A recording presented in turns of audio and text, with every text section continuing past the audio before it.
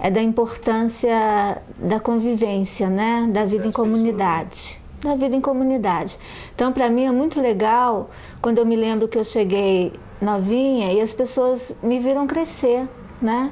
Me viram trocar os dentes, me viram passar no vestibular, acompanharam momentos difíceis, momentos alegres. Então, assim, esse tipo de coisa é importante para mim, me cativa na Igreja de Cristo.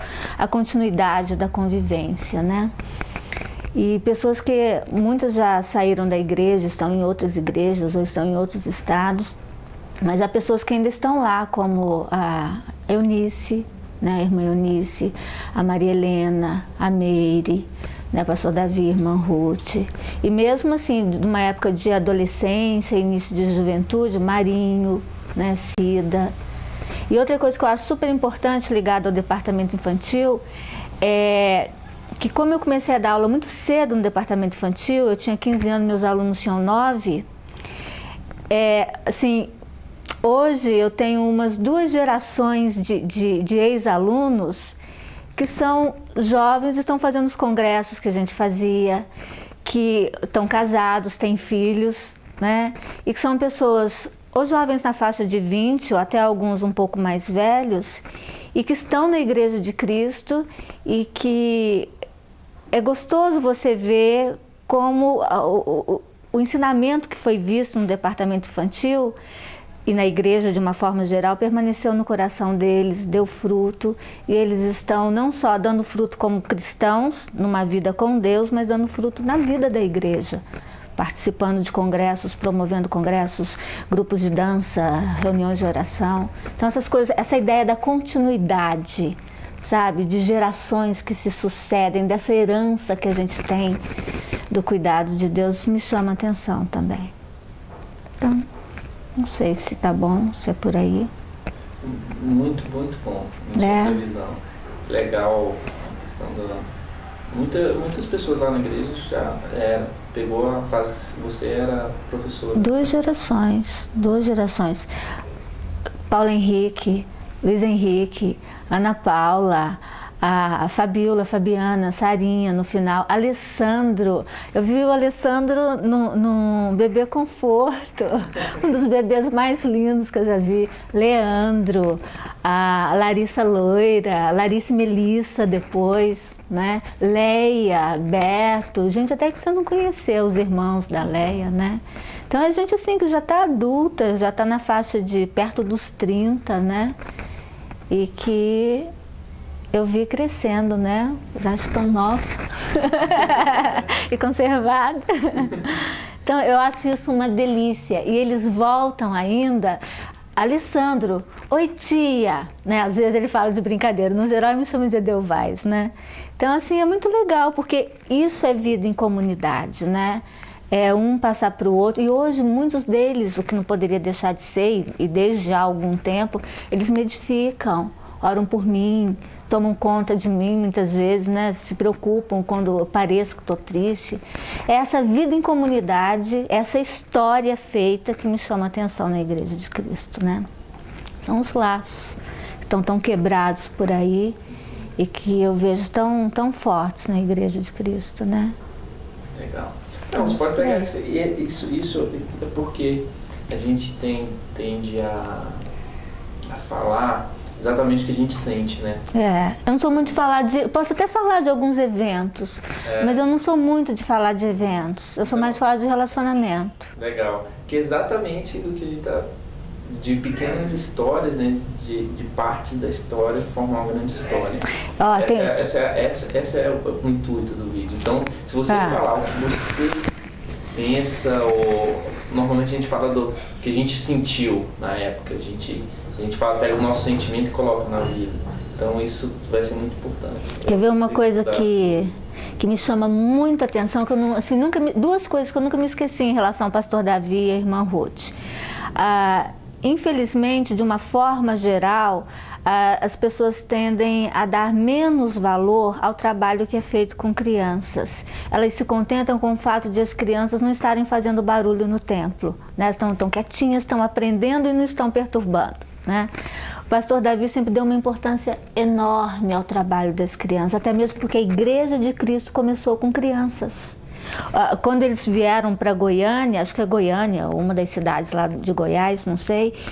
E, aliás, antes, acho que quando eles chegaram no Rio de Janeiro, não sei, o primeiro lugar que eles chegaram para pregar, eles tinham muito mais crianças. E as crianças foram trazendo os pais. Então ele tem um cuidado enorme, sempre teve um cuidado enorme com o departamento infantil. Então não me esqueço que todo domingo, antes de ir para o culto, para o templo, ele passava e perguntava, tá tudo bem aí? Tá precisando de alguma coisa? E uma outra coisa fortíssima também, que é o discernimento que o missionário tem, que o servo de Deus tem. Quando eu estava na universidade, ele recebeu uma correspondência de um congresso de estudantes promovido pela Cruzada Estudantil. E ele chamou a mim, ao Beto, que não era pastor nessa época, e ao Ronaldo, né, que é o filho da irmã Geni, para participar do congresso. Nós fomos ao congresso, voltamos, com a visão do congresso a gente estabeleceu um trabalho de evangelismo fortíssimo na UNB, que na época foi usado por Deus para converter o que por um bom período foi a liderança da igreja, a liderança jovem da igreja. Então foi um marco na Igreja de Cristo. Quer dizer, só alguém que está na presença de Deus, que tem visão missionária, é que Deus pode usar dessa forma, né? Então, assim, são pequenas atitudes, um convite que gera uma revolução na igreja. Revolucionou a Igreja de Cristo nessa época. As pessoas que foram convertidas foram a liderança da igreja. Hoje algumas estão em outros estados, estão até em outra igreja, mas é gente super firme, é liderança onde eles estão, né? Então, isso é por aí. Tá bom? Legal. Já está filmando? Já. Ah, não sabia! Isso é bom, bom. É mais ou menos isso, que não estou te falando. Não, eu queria contar isso de outra forma. Não que eu vá falar disso, entendeu? Mas assim, é para você se sentir mais à vontade. Que é mais ou menos uma coisa totalmente livre e solta, assim, para você se sentir à vontade. E você é bom nisso, para deixar a gente à vontade. Você é bem docinho. Não pode passar isso. Então tá. Então deixa eu falar no início. Quando a minha família chegou à Igreja de Cristo, eu tinha 7 anos de idade, né?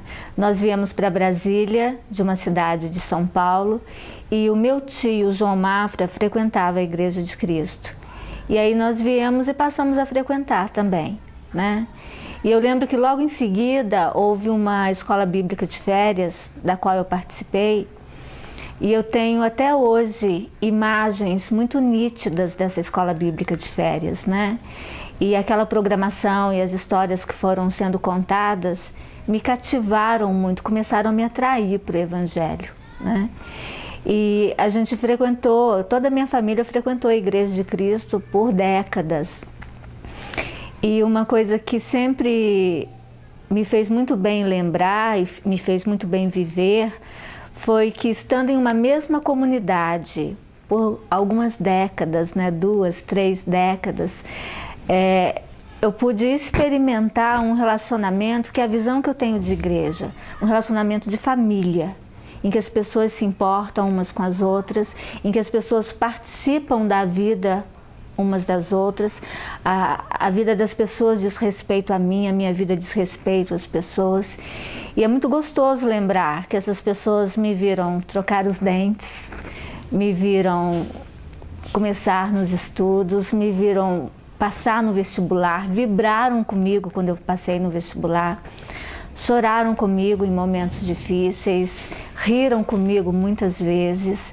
Então, esses laços que a gente estabelece ao longo dessa convivência em comunidade, especificamente na convivência na comunidade da Igreja de Cristo, fortalece a vida cristã, fortalece as emoções da gente, e aí a gente experimenta o que hoje se fala muito, mas que há muito tempo se experimenta quando se tem uma visão correta da igreja, é que a igreja pode ser uma comunidade terapêutica, né? Uma comunidade que cura, que acolhe, que acompanha. E quando aos 15 anos eu comecei a dar aula no departamento infantil, meus alunos tinham 9 anos, a diferença era pouca, era uma coisa meio empírica, não tinha nem nenhum curso, né, de preparo para dar aula para as crianças. Aos poucos eu fui experimentando passar adiante alguma coisa que eu tinha recebido.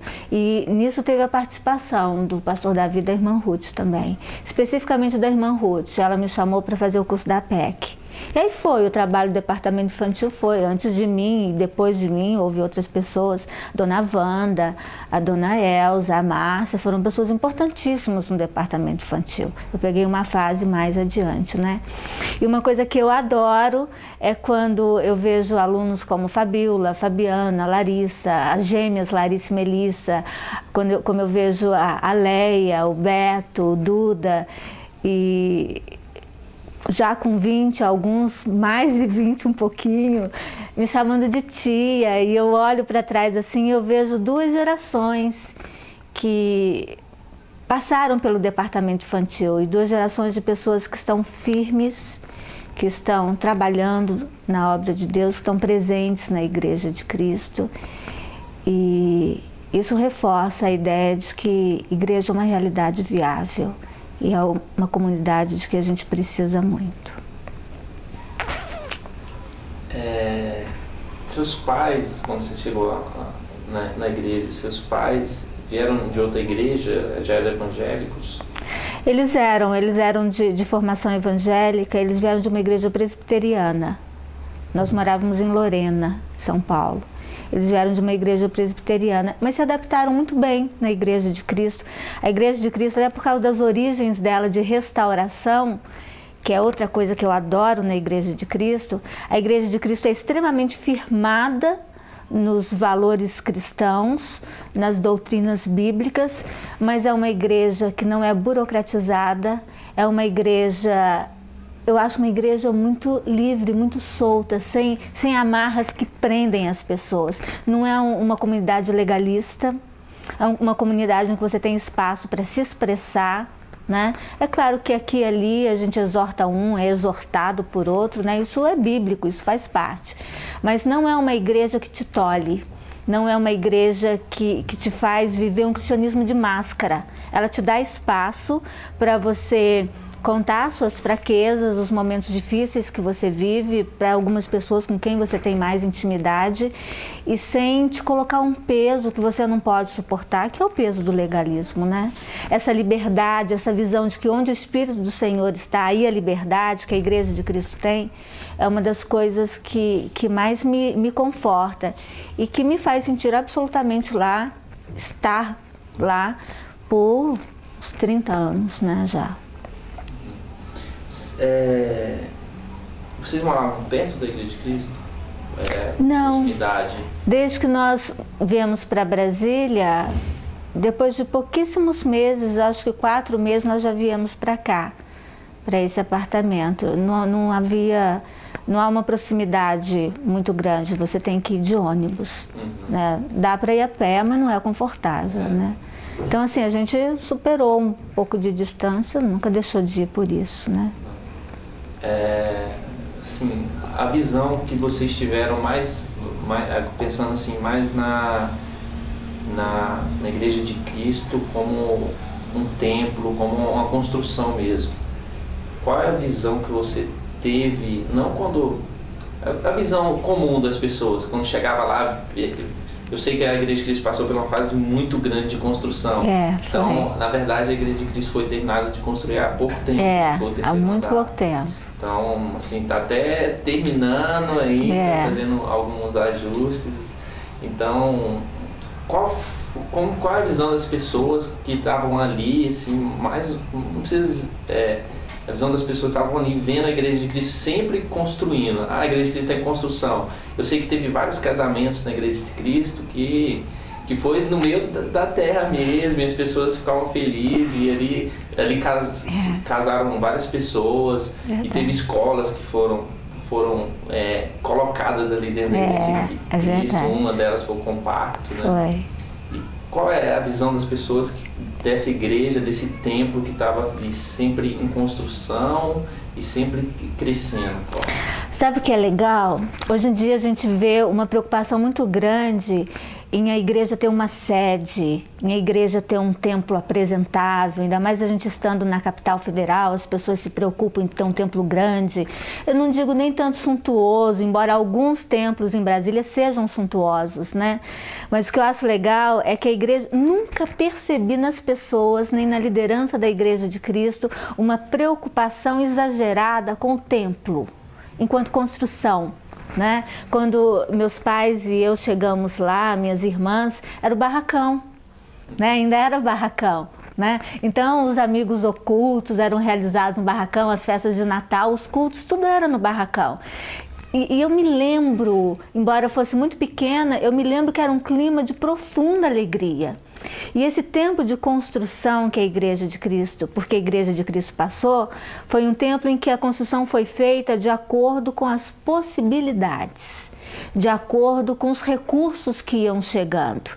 E veja então que não eram muitos recursos, né? Porque a construção demorou décadas, né? É uma construção também cara, né? É uma construção cara. E legal que o pastor Davi sempre fala,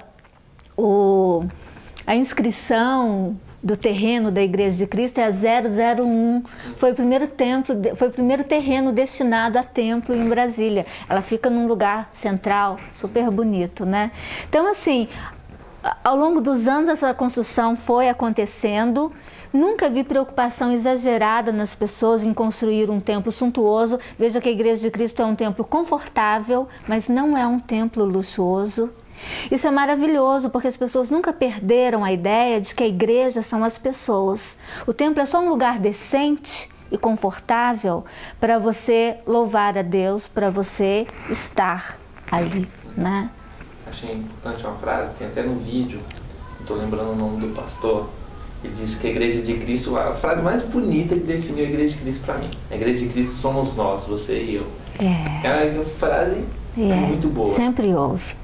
Olha, é uma igreja que não tem não faz parte de uma convenção. Existe um concílio, mas o concílio não tem poder de ingerência sobre as igrejas. É mais uma questão de camaradagem, de irmandade, de um pastor preocupado com o outro, com os rumos que esta ou aquela igreja está tomando. E veja que, na minha opinião, pela minha observação, é uma das denominações mais unidas.